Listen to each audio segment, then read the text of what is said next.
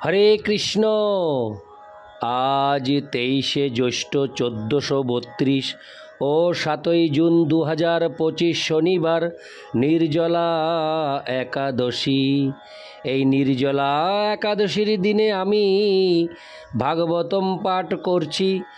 আজ আমি পাঠ করছি ভাগবতমের চতুর্থ স্কন্ধ প্রথম ভাগ, দ্বাদশ অধ্যায়, ধ্রুব মহারাজের ভগবদ্ধামে গমনের শ্লোক 22, 23, 24, 25 ও 26।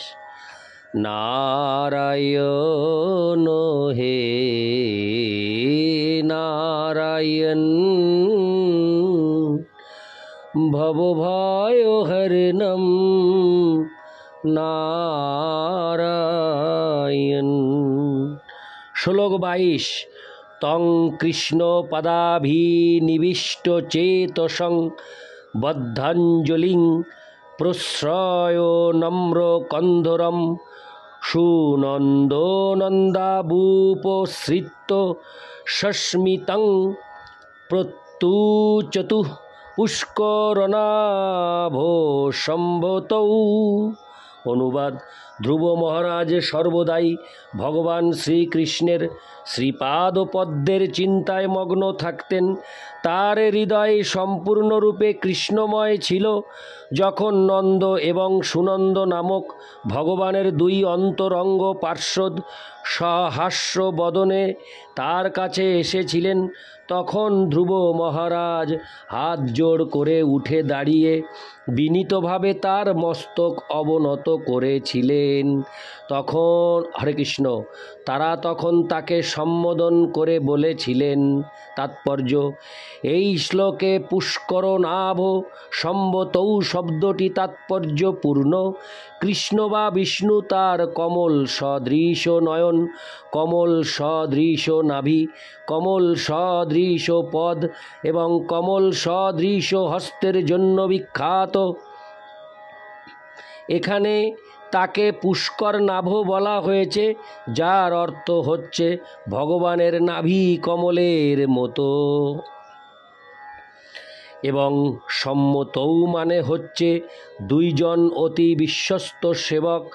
জড়জাগতিক জীবনের সঙ্গে পারমার্থিক জীবনের পার্থক্য হচ্ছে একটি জীবন ভগবানের অবাধ্যতার জীবন এবং অন্যটি ভগবানের ইচ্ছার আনুগত্যের জীবন। সমস্ত জীবই পরমেশ্বর ভগবানের বিভিন্ন অংশ এবং তাদের কর্তব্য হচ্ছে সর্বদাই ভগবানের আদেশ পালন করা। সেটি হচ্ছে পূর্ণ একাত্মতা। বৈকুণ্ঠ লোকে সমস্ত জীবই পরমেশ্বর ভগবানের সঙ্গে একাত্ম, কারণ তারা কখনো ভগবানের আদেশ অমান্য করেন না। কিন্তু এই জড় জগতে তারা সম্মত নয়, পক্ষান্তরে তারা সর্বদাই অসম্মত। হরে কৃষ্ণ। অসম্মত। মনুষ্য জীবন হচ্ছে ভগবানের আদেশের সম্মত হওয়ার শিক্ষা লাভ করার একটা সুযোগ। সমাজে সেই শিক্ষা প্রদান করাই কৃষ্ণ ভাবনামৃত আন্দোলনের উদ্দেশ্য। ভগবদ্গীতায় বর্ণিত হয়েছে যে জড়া প্রকৃতির নিয়ম অত্যন্ত কঠোর। প্রকৃতির সেই কঠোর নিয়ম কেউই লঙ্ঘন করতে পারে না। কিন্তু কেউ যখন ভগবানের শরণাগত হন এবং তার আদেশ পালনে সম্মত হন, তখন তিনি অনায়াসে সেই কঠোর নিয়ম অতিক্রম করতে পারেন। ধ্রুব মহারাজের এই দৃষ্টান্তটি অত্যন্ত উপযুক্ত। কেবলমাত্র পরমেশ্বর ভগবানের আদেশের প্রতি সম্মত হওয়ার ফলে ধ্রুব মহারাজ প্রত্যক্ষভাবে ভগবানের অন্তরঙ্গ পার্শ্বদের সাক্ষাৎ লাভের সুযোগ পেয়েছিলেন। ধ্রুব মহারাজের পক্ষে যা সম্ভব হয়েছিল, সকলের পক্ষেই তা সম্ভব। ভগবদ ভক্তিতে যিনি ঐকান্তিকভাবে যুক্ত, তিনি যথাসময়ে মনুষ্য জীবনের এই পূর্ণতা লাভ করতে পারবে। ইতি শ্লোক 22। শ্লোক 23। সুনন্দনন্দাবুচতু ভো ভো রাজন সুভদ্রং তে বাচং নহ বহিত শ্রীনু যহ পঞ্চবর্ষস্তোপসা ভবান দেবমতি ত্রিপথ। অনুবাদ: ভগবানের দুই অন্তরঙ্গ পার্ষদ নন্দ এবং সুনন্দ বললেন, হে রাজন, আপনার কল্যাণ হোক। আমরা যা বলবো তা মনোযোগ সহকারে শ্রবণ করুন। আপনি যখন মাত্র 5 বছর বয়সের ছিলেন তখন আপনি কঠোর তপস্যা করেছিলেন এবং তার ফলে ভগবানকে অত্যন্ত প্রসন্ন করেছিলেন। তাৎপর্য: ধ্রুব মহারাজের পক্ষে যা সম্ভব হয়েছিল তা সকলের পক্ষে সম্ভব। যে কোনো 5 বছর বয়সের শিশুকে শিক্ষা দেওয়া যেতে পারে এবং কৃষ্ণ ভাবনার উপলব্ধির দ্বারা অচিরেই তার জীবন সাফল্যমণ্ডিত হতে পারে। দুর্ভাগ্যবশত সারা পৃথিবী জুড়ে সেই শিক্ষার অভাব। শিশুদের 5 বছর বয়স থেকেই সেই শিক্ষা দেওয়ার জন্য কৃষ্ণ ভাবনামৃত আন্দোলনের নেতাদের পৃথিবীর বিভিন্ন স্থানে বিদ্যালয় প্রতিষ্ঠা করা প্রয়োজন। 5 বছর বয়স থেকে শিশুদের শিক্ষা দেওয়া শুরু করা যেতে পারে। তার ফলে সেই শিশুরা হিপ্পি হবে না বা সমাজের অবাঞ্ছিত হবে না। পক্ষান্তরে তারা সকলে ভগবানের ভক্ত হবে। তার ফলে আপনা থেকেই পৃথিবীর রূপ বদলে যাবে। ইতি শ্লোক 23। শ্লোক 24। তস্যাখিল যোগদাতুরাবাং দেবস্য সার্গিং পার্শ্বদাবিহ সম্প্রাপ্তৌ নেতুং তাং ভগবৎ প্রদম। অনুবাদ: আমরা সমগ্র জগতের স্রষ্টা সার্ঙ্গ নামক ধনুক ধারণকারী ভগবানের প্রতিনিধি। আপনাকে বৈকুণ্ঠ লোকে নিয়ে যাওয়ার জন্য বিশেষভাবে নিযুক্ত হয়ে আমরা এখানে এসেছি। তাৎপর্য: ভগবদ্গীতায় ভগবান বলেছেন যে কেবল তার চিন্ময় লীলা এই জড় জগতেই হোক অথবা চিন্ময় জগতেই হোক, অবগত হওয়ার ফলে কেউ যখন জানতে পারেন তিনি কে, তিনি কিভাবে আবির্ভূত হন এবং কিভাবে তিনি তার কার্য করেন, তখন তিনি অচিরেই চিদ জগতে স্থানান্তরিত হওয়ার যোগ্যতা অর্জন করেন। ভগবদ্গীতায় বর্ণিত ভগবানের এই প্রতিশ্রুতি ধ্রুব মহারাজের ক্ষেত্রে সত্য বলে প্রমাণিত হয়েছে। ধ্রুব মহারাজ সারা জীবন তপশ্চর্যার দ্বারা এবং কৃচ্ছ সাধনের দ্বারা ভগবানকে জানবার চেষ্টা করেছিলেন। এখন তার ফলে ভগবানের দুইজন অন্তরঙ্গ পার্শ্বদের সমবিব্যাহারে চিত জগতে যাওয়ার উপযুক্ত হয়েছেন। ইতি শ্লোক 24। শ্লোক 25।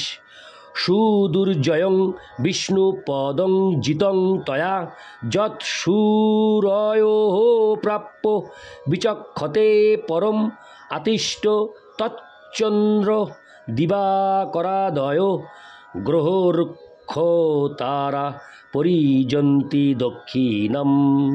অনুবাদ: এই বিষ্ণুলোক প্রাপ্ত হওয়া অত্যন্ত কঠিন, কিন্তু আপনার তপস্যার দ্বারা আপনি তা জয় করেছেন।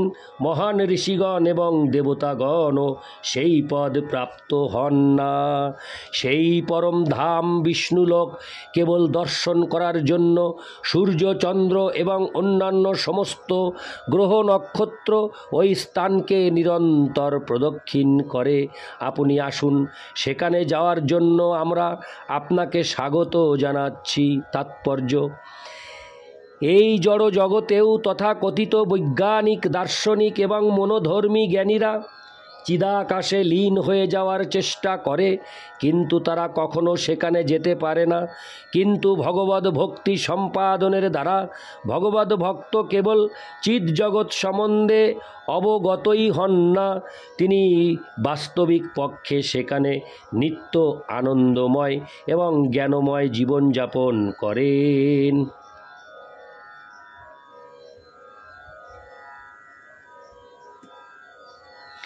কৃষ্ণ ভাবনামৃত আন্দোলন এতই শক্তিশালী যে এই জীবন অবলম্বন করার ফলে এবং ভগবৎ প্রেম বিকশিত করার ফলে যে কোনো ব্যক্তি অনায়াসে ভগবৎ ধামে ফিরে যেতে পারেন।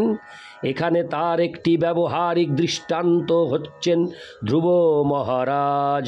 বৈজ্ঞানিক এবং দার্শনিকেরা চন্দ্রলোকে গিয়ে সেখানে বাস করতে না পারার ফলে নিরাশ হয়, কিন্তু ভগবৎ ভক্ত অনায়াসে অন্যান্য গ্রহে ভ্রমণ করে চরমে ভগবৎ ধামে ফিরে যান।